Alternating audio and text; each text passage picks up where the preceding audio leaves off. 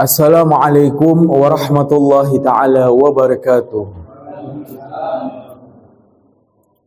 Alhamdulillahil qawiyyi sultanu al-wadhihi burhanu al-mafsud fi wujudihi karamuhu wa ihsanu. Allahumma sholli sholatan kamilah wa sallim salaman tamman ala sayyidina Muhammadin alladhi tanhallu bihil 'uqad wa tanfarij bihil qurab. Allahumma inna na'udzubika min 'ilmin la yanfa' wa min 'amalin la yurfa' wa min nafsin la tashba' wa min du'ain la yusma' wa min hadhil arba'. Rabbighfirli warhamni wajburni warfa'ni warzuqni wahdini wa'afini wa'fu anni, amma ba'du. Yang kami hormati, kami muliakan, wabil khusus guru kita semua, Buya Yahya.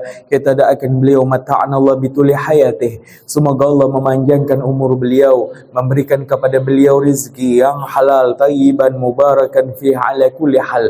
Dan semoga Allah Jalla Jalaluh selalu menjadikan beliau perantara wasilah antara kita dengan baginda Nabi Muhammad sallallahu alaihi wasallam. Yang kami cintai para hadirin hadirat, para penuntut ilmu Allah dan Rasulnya. Maka begitulah, agar keimanan, kepercayaan, keyakinan kita makin mantap dengan akhirat, perlu kiranya ada renungan tentang keajaiban penciptaan langit. Perlu kita merenung tentang keajaiban penciptaan langit dalam rangka kita makin beriman dengan kehidupan setelah kematian. Maka dikatakan tentang awal mula semesta dalam Maulid Al-Habsyi, Maulid Sibtud Durar, karya Al-Habib Ali bin Muhammad Al-Habsyi. Beliau mengatakan di fasal kelima, an Jabir bin Abdullah Al-Ansari radhiyallahu anhu qal qultu ya Rasulullah bi abi wa ummi akhbirni an awwali syai'in khalaqahu Allah qabla al-asya. Qala ya Jabir innallaha khalaqa qabla al-asya nura nabiyyika Muhammadin sallallahu alaihi wasallam min nurih. Diriwayatkan dari sahabat Jabir bin Abdullah, beliau sahabat Ansar, semoga Allah meridai beliau. Beliau bercerita bahwasanya aku berkata kepada Rasulullah, ya Rasul, demi ayah dan ibuku, informasikanlah kepadaku tentang paling pertamanya makhluk yang diciptakan oleh Allah Subhanahu wa taala sebelum Allah menciptakan segala sesuatu. Maka Nabi bersabda, wahai sahabatku Jabir, sesungguhnya Allah menciptakan sebelum segala sesuatu. Allah ciptakan yang pertama kali cahaya Nabimu Muhammad sallallahu alaihi wasallam yang Allah ciptakan dari cahaya. Maka nur cahaya Nabi Muhammad sudah ada 2000 tahun sebelum adanya alam semesta. Jadi makhluk yang pertama diciptakan oleh Allah adalah ruhnya Nabi Muhammad yang terbuat dari cahaya. Hadirin hadirat rahimakumullah, di dalam Al-Quran, maksud kami Al-Quran dianggap kitab suci karena salah satunya dari 3 penyebabnya kenapa Al-Quran kita anggap, oleh umat Islam kita anggap Al-Quran itu suci. Kenapa? Dari 3 alasan. Alasan terakhir, karena Al-Quran 30 juz, 114 surat, 6.236 ayat, di antara ayat-ayatnya yang 6.000 lebih itu tidak ada yang saling kontradiksi, tidak ada yang saling bertentangan. Tetapi ternyata di dalam Al-Quran disebutkan berapa lama Allah menciptakan alam semesta. Maka di situ dikatakan di dalam surat Hud ayat ke-7, Allah berfirman, wa huwallazi khalaqas samawati wal arda fi sittati ayyam. Maka dialah zat Allah yang menciptakan langit dan bumi dalam waktu 6 hari saja. Ayat ini mengatakan Allah menciptakan alam semesta dalam waktu 6 masa atau 6 hari. Tetapi di lain ayat, itu ada ayat 9 sampai ayat ke-12. Jadi ada 4 ayat dalam surat Fussilat ayat 9 sampai 12, ayat yang sangat panjang, nanti kita ambil cuplikannya saja. Seakan-akan di ayat ini penciptaan alam semesta itu terjadi selama 8 hari. Allah Subhanahu wa taala berfirman, "Qul a'innakum latakfuruna billadzi khalaqal arda fi yaumain." Katakanlah, apakah kalian akan ingkar terhadap Allah, zat yang menciptakan bumi selama 2 hari? Nah, di ayat ke-9 Allah katakan, apakah kalian, hai manusia, akan ingkar dengan Allah, zat yang menciptakan bumi selama 2 hari? Kemudian lanjutan ayatnya kita lompat, wa baraka fiha wa qaddara fiha aqwataha fi arbati ayyamin sawa'al lisailin. Kemudian Allah memberkahi bumi dan Allah mempersiapkan bumi dengan bahan-bahan keperluan manusia dalam waktu 4 hari. Ya, artinya Allah ciptakan bumi 2 hari. Kemudian Allah ciptakan isinya bumi 4 hari. Kemudian lanjut ayat 11, tidak kita baca, lanjut 12 potongannya. Allah berfirman dalam surat Fussilat, faqadahunna sab'a samawatin fi yaumain. Kemudian Allah mengurus penciptaan langit, penciptaan 7 lapis langit fi yaumain, dalam 2 hari berikutnya. Artinya totalnya 2 hari, 4 hari, 2 hari. 2 hari pertama ciptakan bumi, kemudian 4 hari menciptakan isi bumi, kemudian 2 hari terakhir menciptakan langit beserta isinya. Totalnya jadi kalau ditambah seakan-akan 8 hari. Tetapi begitulah, Al-Quran adalah kitab suci. Tidak mungkin ayat-ayatnya saling bertentangan, saling kontradiksi. Maka para ulama tafsir mengatakan, penciptaan alam semesta itu dalam waktu 6 hari atau 6 masa. Di mana di hari pertama, yaitu Yaumul Ahad, hari pertama. Makanya hari pertama tuh bukan Senin, Pak. Hari pertama bukan minggu, jangan minggu nyebutnya, Ahad. Dari kata wahid, Ahad. Ya. Qul huwallahu ahad, hari Ahad. Hari pertama. Kemudian hari kedua adalah Yaumul Itsnain, hari Senin. Itsnain, jadi hari yang biasa kita pakai ini sama orang Indonesia, ini bahasa Arab, dari bahasa Arab. Al-Itsnain artinya 2. Wahidun 1, Itsnaini 2. Itsnain, hari Senin, hari kedua. Nah, hari Ahad sama hari Senin, Allah menciptakan bumi. Bersamaan dengan itu, sekalian Allah ciptakan bumi, Allah juga memulai penciptaan isinya bumi juga di hari Ahad dan hari Senin. Jadi 2 hari pertama double tugasnya, yaitu menciptakan bumi dan menciptakan isi bumi. Setelah bumi selesai diciptakan di hari Senin, di hari Thulatha, hari ketiga, wal arbi'a, dan hari keempat, ini bumi udah selesai penciptanya, tapi dilanjut penciptaan isi bumi. Sehingga Yaumil Khamis, hari kelima, wa Yaumil Jum'ah, dan hari genap, hari keenam, itu Allah menciptakan langit beserta isinya.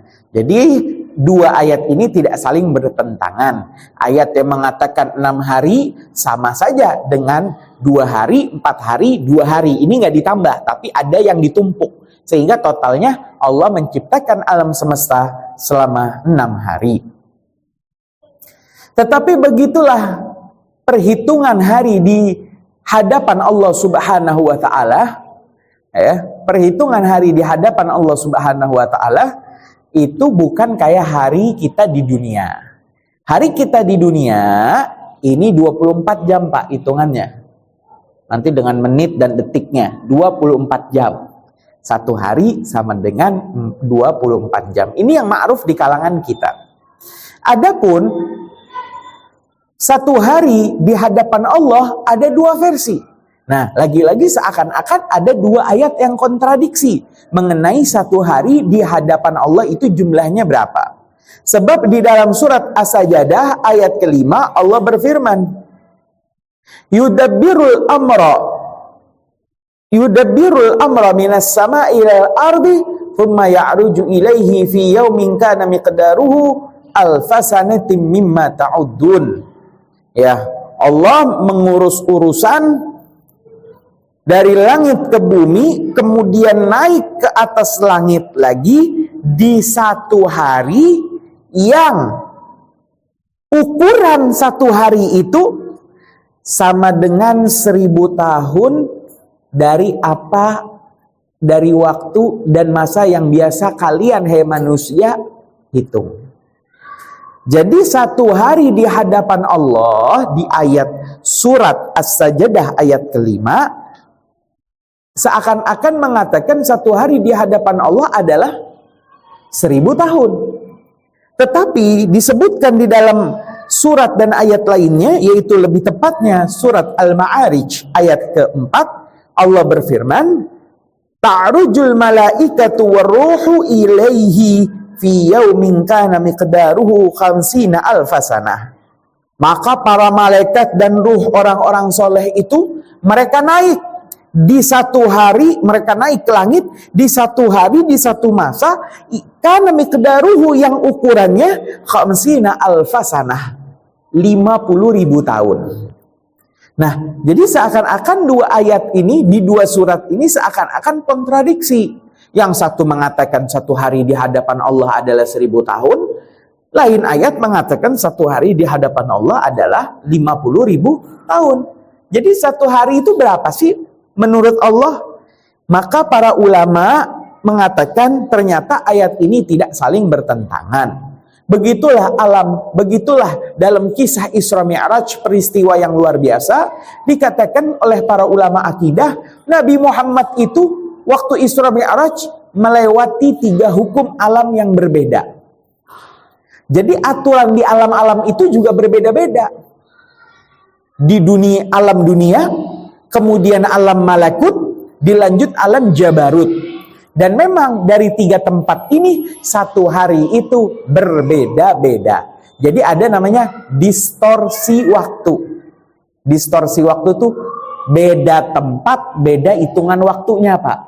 Ya sekarang sih kalau di ilmu pengetahuan alam itu ada mengenai luar angkasa, ternyata hitungan satu hari di bumi beda dengan hitungan satu hari di planet lain.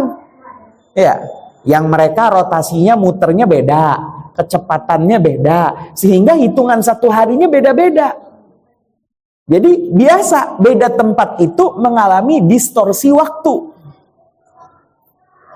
Nggak heran dalam cerita Nabi Isa diangkat ke atas langit masih muda, turun lagi menjelang kiamat, lewat ribuan tahun, turun lagi ke bumi, tetap masih muda Nabi Isa-nya. Apakah Nabi Isa awet muda? Tidak. Nabi Isa normal saja berjalannya waktu. Tapi Nabi Isa masuk ke satu tempat yang waktu itu sangat cepat, di mana bumi berjalannya waktu itu sangat lambat. Ini mengalami distorsi waktu. Ya. Hadirin hadirat rahimakumullah. Sehingga para ulama mengatakan, oh Allah menciptakan alam semesta 6 hari itu bukan 6 hari, satu harinya 24 jam. Tapi maksudnya satu harinya adalah 1000 tahun. Jadi proses penciptaan alam semesta adalah 6000 tahun. Bagaimana Habib dengan ayat Yasin, ayat terakhir, sebelum terakhir, yaitu ayat ke 82, di mana Allah mengatakan apabila Allah menginginkan dan berkehendak, berkemauan tentang sesuatu, tinggal Allah katakan kun, jadi fayakun, maka terjadilah yang Allah inginkan. Kenapa tidak Allah jadikan waktu menciptakan alam semesta itu, kenapa butuh waktu sampai 6 hari? Bahkan kalau dalam tafsirnya sampai 6000 tahun. Kenapa kayak kelamaan? Oh tidak, Allah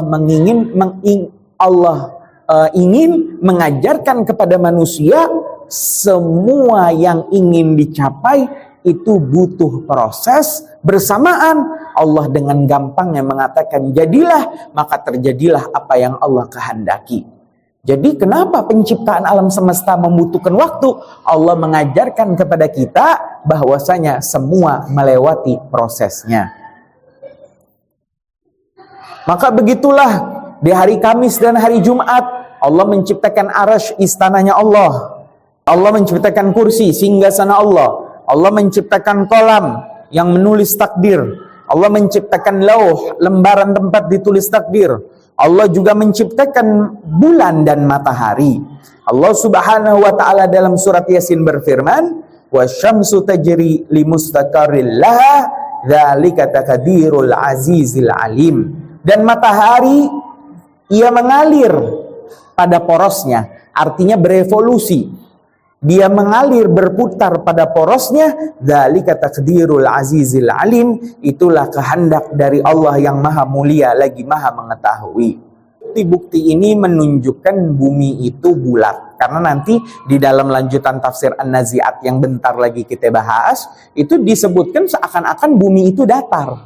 Ya, tapi ternyata bumi itu bulat. Dengan bulatnya bumi terjadi rotasi. Dengan rotasi bumi yang terus berputar terjadi gaya gravitasi sehingga ada dorongan ke arah bawah dan terjadi yang namanya distorsi waktu. Ya. Kalau di bumi ya sehari 24 jam. Tapi di planet yang lebih cepat putaran rotasinya, kemudian revolusinya, jaraknya, dia beredar itu lebih jauh daripada matahari, maka itu mengalami cuaca yang berbeda, mengalami waktu yang berbeda juga. Jadi tidak heran Al-Quran yang datang dari Allah lewat Nabi Muhammad telah membuktikan keajaiban-keajaiban sains yang baru diketahui belakangan ini, salah satunya mengenai perbedaan waktu di alam semesta. Ma'asyiral muslimin rahimakumullah. Inilah beberapa penjelasan dalam rangka kita mengetahui keajaiban langit, penciptaan langit, agar iman kita dengan kehidupan nanti setelah kematian dengan akhirat itu semakin meningkat. Kita lanjutkan tafsiran surat An-Nazi'at ayat 27 insyaallah sampai ayat 46. Allah Subhanahu wa taala berfirman, Bismillahirrahmanirrahim. A'antum asyaddu khalqan amis sama'u banaha. Kira-kira manusia lebih sulit mana? Allah tuh menciptakan manusia atau Allah menciptakan langit? Mana yang lebih sulit kata Allah? Ya, ini khitabnya adalah orang-orang musyrik Quraisy yang mereka mengingkari ada kebangkitan, hari kebangkitan, Yaumal Ba'ats. Mereka musyrik Quraisy mengingkari ada kehidupan setelah kematian. Maka Nabi Muhammad lewat firman Allah seakan-akan bertanya kepada mereka, kira-kira hai kaum Quraisy yang musyrik, yang tidak percaya ada kehidupan setelah kematian, menurut kalian lebih susah menciptakan manusia, Allah itu, Tuhan itu, atau lebih susah menciptakan langit? Rafa'a samkaha ay saqfaha, saqfaha ay atapnya, maksudnya atapnya. Rafa'a samkaha fasawwaha, dialah zat Allah yang meninggikan daripada atap langit, fasawwaha, kemudian Allah menyempurnakan langit. Wa aghtasha lailaha wa akhraja duhaha, dan Allah lah yang menjadikan malam itu gelap, dan Allah juga yang mengeluarkan siangnya menjadi terang. Ya, jadi dengan adanya rotasi tadi, secara otomatis ada siang, ada malam. Yukawwirul laila 'alan nahar wa yukawwirun nahara 'alal lail. Maka saling yukawwir, berkeliling, berputar kayak bola. Makanya bahasa Arabnya bola kurroh, berputar. Malam, siang, siang, malam. Kenapa? Karena buminya berotasi, berputar. Jadi bumi ini berputar sempurna 360 derajat hanya dalam waktu 24 jam. Makanya terjadi ada siang, ada malam. Dialah zat Allah yang menciptakan bumi itu bulat sehingga ketika berputar langit kadang siang, kadang malam. Wal arda ba'da dzalika dahaha. Sedangkan bumi, itu tadi langit, ada siang ada malam. Sedangkan bumi, ba'da dzalika, setelah itu, dahaha, dihamparkan oleh Allah Subhanahu wa ta'ala. Nah, ayat ini, surat An-Nazi'at ayat ke-30, seakan-akan menyatakan bumi itu datar, tapi begitulah Allah ciptakan bumi bulat, dan saking luasnya bumi, maka bumi itu seakan-akan datar. Dan setelah itu bumi dihamparkan oleh Allah Subhanahu wa ta'ala. Akhraja minha ma'aha wa mar'aha. Dan Allah keluarkan dari bumi daripada airnya dan tumbuhan-tumbuhannya.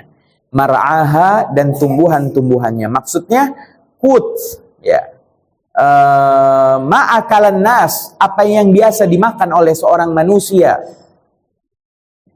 Allah ciptakan ada air di bumi, dengan air itu tanah menjadi subur, keluar tumbuhan, keluar bunga, keluar madu, keluar buah, keluar makanan, sehingga manusia bisa memakannya. Wal jibala arsaha, dan Allah menjadikan gunung-gunung itu adalah sebagai sesuatu yang kokoh, yang teguh, yang menjadi pakunya bagi bumi. Mata'an lakum wa li'an'amikum. Allah menciptakan langit dan bumi itu mata'an. Tamti' adalah untuk kesenangan, lakum, bagi kalian manusia, wa li'an'amikum, dan bagi hewan ternak kalian. Hewan ternak yang memakan rumput, ya, mereka bahagia. Kemudian hewan ternak itu juga menjadi kebahagiaan bagi kita ketika hewan ternak itu disembelih. Mata'an lakum wa li'an'amikum. Selesai. Jadi ayat ke 27 hingga ayat ke 33 ada 7 ayat bercerita tentang keajaiban langit dan bumi dalam rangka kita makin beriman dengan kehidupan setelah kematian.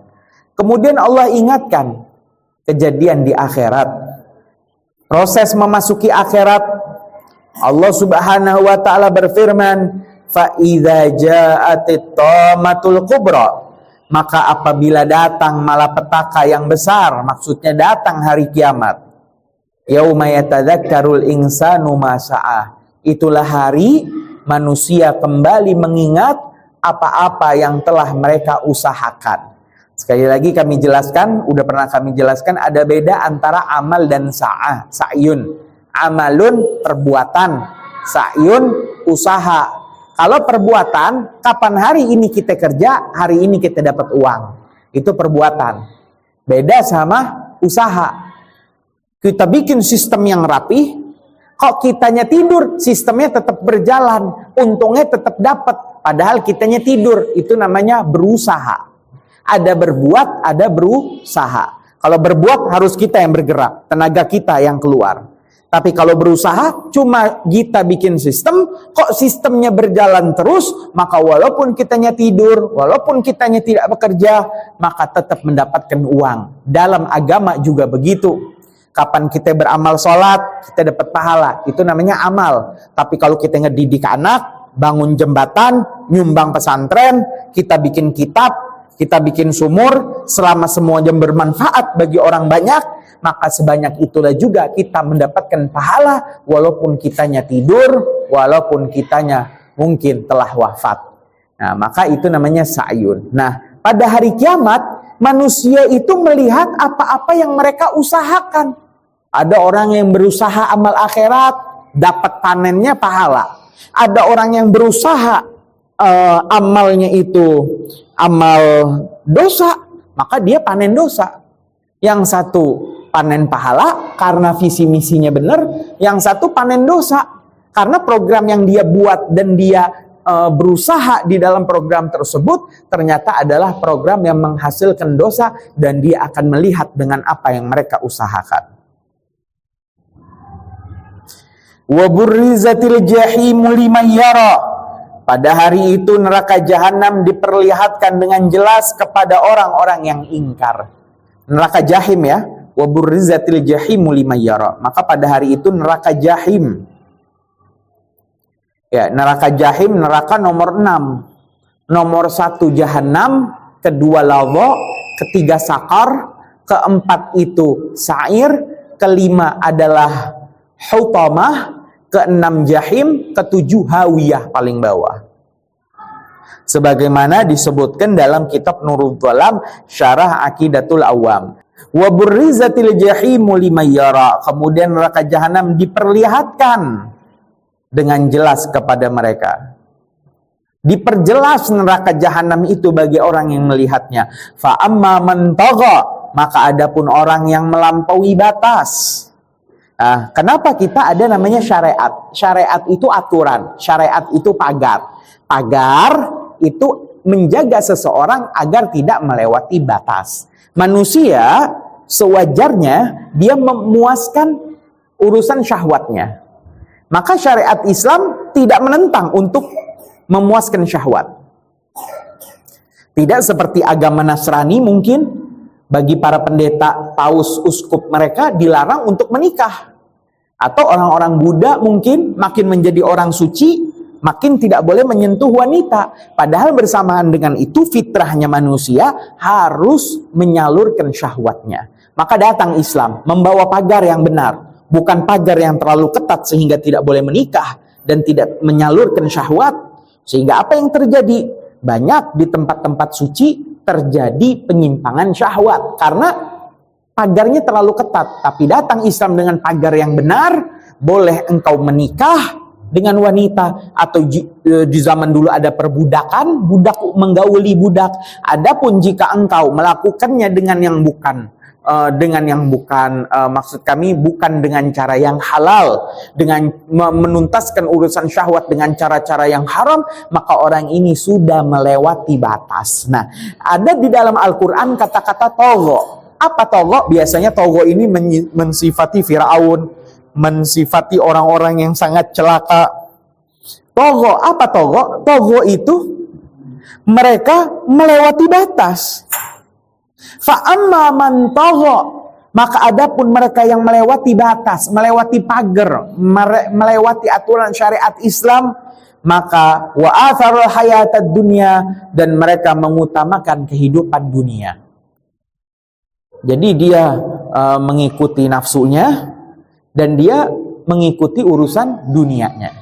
Habib, tapi kan kita hidup di dunia, apa kita nggak boleh jadi orang kaya? Boleh. Yang dilarang adalah cinta dunia. Yang dilarang boros terhadap diri sendiri, pelit terhadap orang lain.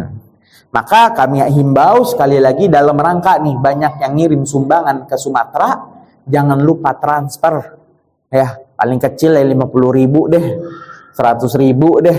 Kirim, nyumbang, agar kita termasuk orang, walaupun hidup kita enak, kita tetap nyumbang dan memikirkan orang lain. Apa? Orang yang melampaui batas biasanya orang yang mengutamakan kehidupan dunia. Dia melewati batas, bahasa kita menghalalkan segala cara. Yang haram dia makan, harta waris dia ambil, pokoknya hidup saya enak, melewati batas nggak ada urusan. Nah, dia melewati aturan syariat Islam. Buta dia dengan keduniaan. Berbeda dengan orang muslim, muslimah yang soleh-solehah, rajin sedekah, rajin nyumbang, bersamaan hidup dia mewah. Maka ini bukan cinta dunia. Cinta dunia adalah engkau menjadikan dunia di dalam hatimu sehingga engkau pelit dengan orang lain dan engkau boros terhadap dirimu sendiri. Maka apa? Fa amma man tagha, adapun orang yang melewati batas, wa atharul hayatad dunya, dan dia memilih dunia dengan kalap dan menghalalkan segala cara, fa innal jahima hiyal ma'wa, maka tempat kembalinya adalah neraka jahim, neraka nomor 6. Wa amma man khafa maqama rabbih, dan adapun orang yang takut dengan kedudukan Tuhannya. Kenapa tetap sholat padahal nggak ada orang lihat? Kenapa tetap sholat? Takut saya sama Tuhan saya. Kenapa kamu tetap nutup aurat di tengah orang banyak yang buka aurat? Saya takut sama Tuhan saya. Maka bagi orang yang takut, terlalu takut juga salah. Ada orang 90% takut, rojak harapannya 10%. Sehingga wudunya sampai kayak mandi. Jebur, apa takut wudunya nggak sah. Sholat nggak kelar-kelar, lama bener. Takut sholatnya nggak sah, nggak sempurna. Akhirnya apa? Akhirnya dia capek dengan dirinya, jadi orang was-was. Ini takutnya berlebihan. Maka paling bagus adalah di tengah-tengah. Takutnya 50%, rojak harapannya 50%. Kalau takutnya 10%, tapi rojaknya 90%. Berbuat dosa santai aja, gampang, nanti istighfar kepada Allah. Allah Maha penerima taubat. Nah ini apa? Ini rojaknya tinggi, dia terlalu berharap dengan rahmat Allah, tapi takutnya nggak ada. Ini salah juga.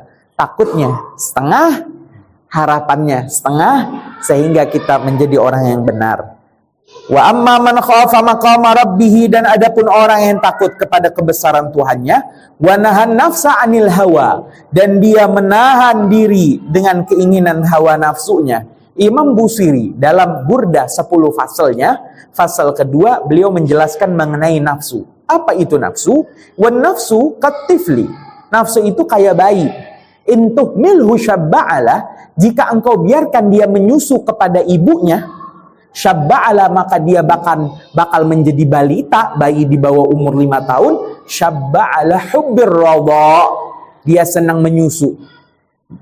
Wa in taftimhu, tapi jika engkau sapih itu bayi di usia 12, di usia 2 tahun genap, engkau sapih, engkau kasih jamu sehingga asinya pahit, dia nggak mau nyusu lagi ke ibunya, yan fatimi, maka bayi tadi akan tersapih. Jadi kata Imam Busiri, nafsu itu kayak bayi. Kalau disapih, dilatih, dia nggak bakal nyusu lagi. Tapi kalau dia tidak disapih, dibiarkan, umur 3 tahun masih nyusu, 4 tahun masih nyusu, balita masih nyusu, itulah nafsu. Kalau diturutin, dia bakal terus melonjak. Tapi kalau dia dilatih, ya, dia dikekang, maka nafsu tadi akan terkendali. Maka bagi orang yang takut dan dia menjaga hawa nafsunya, fa innal jannata hiyal ma'wa, maka sorga adalah tempat dia kembali. Yas'alunaka anis saati ayyana mursaha. Orang-orang bertanya kepadamu, hai Nabi Muhammad, kapan itu hari kiamat? Fima anta min dzikraha, padahal engkau tidak tahu ilmu tentang hari kiamat.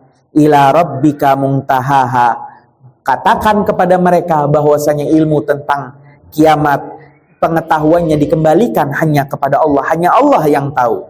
Innama anta mungdziru may yakhshaha. Muhammad, hai Nabi Muhammad, tugasmu hanya mengingatkan manusia, hanya mengingatkan mereka orang yang takut. Ka'annahum yauma yarawnaha lam yalbathu illa 'ashiyatan aw duhaha. Pada hari mereka manusia melihat hari kiamat itu, mereka seakan-akan tidak tinggal di dunia, melainkan seperti sore hari atau pagi hari. Ketika mereka masuk ke alam akhirat, mereka itu akhirnya membayangkan kehidupan dia selama di dunia, itu berasanya, oh ternyata saya di dunia hanya sebentar saja. Oh ternyata saya di dunia hanya beberapa jam saja. Begitulah manusia akhirnya menyadari apa yang terjadi kepada mereka. Maka alhamdulillah kita masih panjang umur, masih ada di dunia. Orang banyak lalai dengan urusan dunianya, orang lalai dengan hiburannya, tapi kita fokus dengan tujuan kita akhirat. Banyak-banyak saat ini kita beramal dalam rangka menyiapkan modal untuk kehidupan kita di akhirat. Banyak caranya, dengan sedekah, terus beribadah, dengan menuntut ilmu, dengan menyebarkan ilmu, maka insya Allah itu semua menjadi ladang pahala yang kita petik nikmatnya nanti di akhirat. Mungkin sekian saja. Bismillahirrahmanirrahim. Alhamdulillahirabbil alamin. Allahumma shalli ala sayyidina Muhammad wa ala ali sayyidina Muhammad. Allahumma alif baina qulubina wa aslih dzata bainina wa hdina subulas salam. ونجنا من الظلمات إلى النور وجنبنا الفواحش ما ظهر منها وما بطن وبارك لنا في أسماعنا وأبصارنا وقلوبنا وأزواجنا وذريتنا وتب علينا إنك أنت التواب الرحيم واجعلنا شاكرين لنعمتك مثنين عليها قبلها وآثمها علينا اللهم اغفر لنا ولوالدينا وارحمهم كما ربونا صغارا ربنا آتنا في الدنيا حسنة وفي الآخرة حسنة وقنا عذاب النار وصلى الله على سيدنا محمد النبي الأمي وعلى آله وصحبه وسلم والحمد لله رب العالمين بسر الفاتحة. بسم الله.